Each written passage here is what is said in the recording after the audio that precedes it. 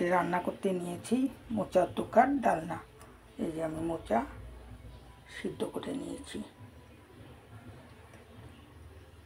এটা বিচা কলার মোচা, খুব সুন্দর মোচাটা। আর নিয়ে নিয়েছি বুটের ডাল পেস্ট করে ভিজিয়ে রেখেছিলাম। আর মশলার ভিতরে নিয়ে নিচ্ছি এই যে আদা। আজকে মঙ্গলবার, নিরামিষ, কোনো পেঁয়াজ রসুন ছাড়াই আমি রান্নাটা করব। নিয়ে নিয়েছি 5-6টা কাঁচা লঙ্কা, নিয়ে নিয়েছি সামান্য কাজু পেস্ট করে নেব, নিয়ে নিয়েছি জিরার গুঁড়া 1.5 চামচ, ধনে গুঁড়া 1 চামচ আর সামান্য লঙ্কার গুঁড়া। আর নিয়ে নিয়েছি 2টো টমেটো, আমি পেস্ট করে নেব মিক্সিতে। এখন আমি মশলাগুলো করে নিচ্ছি আর মোচাটাও আমি পেস্ট করে নিচ্ছি।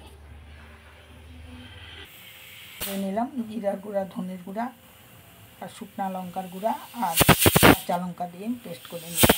এখন আমি টমেটো আর কাজু পেস্ট করে নিচ্ছি। সরষের তেল আমি ভালো করে গরম করে নিলাম ফ্রাই প্যানে। এখন আমি দিয়ে দিচ্ছি মোচাটা আর পেস্ট করা বুটের ডাল। দিয়ে দিচ্ছি সামান্য হলুদ গুঁড়া, আধা চামচ পরিমাণ লবণ।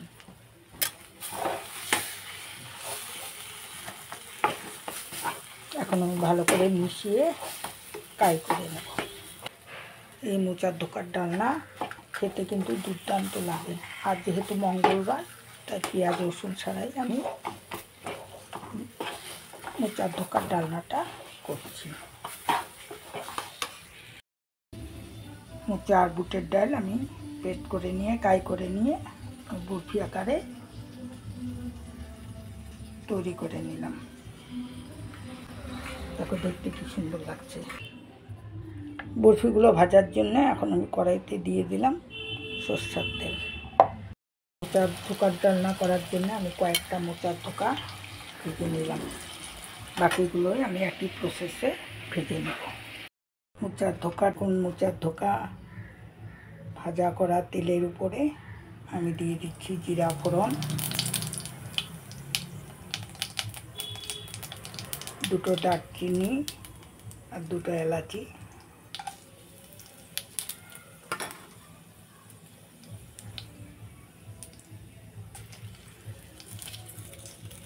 দুটো তেজপাতা দিয়ে দিচ্ছি। আলু, এখানে আমি 2টো মিডিয়াম সাইজের আলু টুকরা করে নিয়েছি 8 টুকরা। এখন আলুগুলোকে আমি একটু লালচে করে ভেজে নিচ্ছি।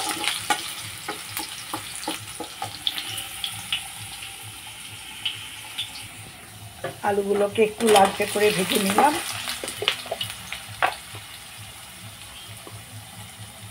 এখন দিয়ে দিচ্ছি পেস্ট করা মশলা, দিয়ে দিচ্ছি আধা চামচ পরিমাণ হলদির গুঁড়া, স্বাদ মতো লবণ। এখন আমি মশলাটাকে আলুর সাথে ভালোভাবে কষিয়ে নেব।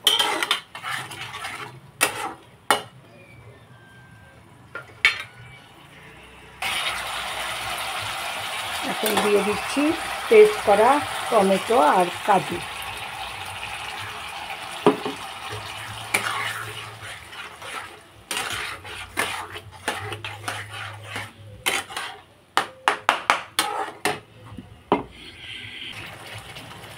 দিয়ে দিচ্ছি সামান্য মশলা ধোয়া জল।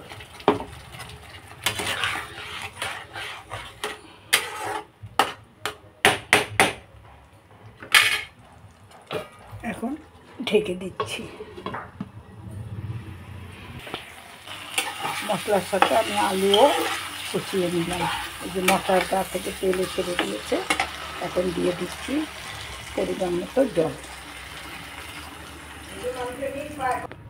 দিয়ে দিলাম পরিমাণ মতো জল।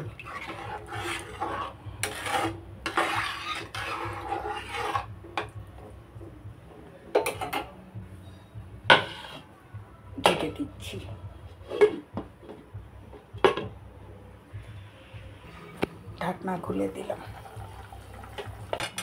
এখন দিয়ে দিচ্ছি মোচার ধোকাগুলো দিয়ে দিলাম।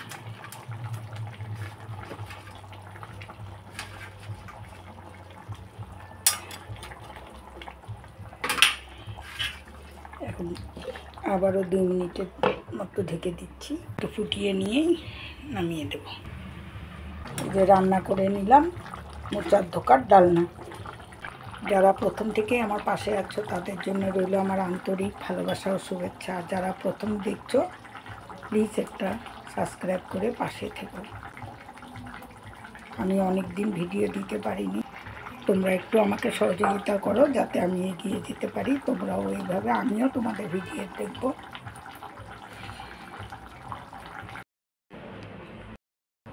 রান্নাটা ভালো লেগে থাকে তাহলে একটা লাইক, শেয়ার, কমেন্ট করে দিও।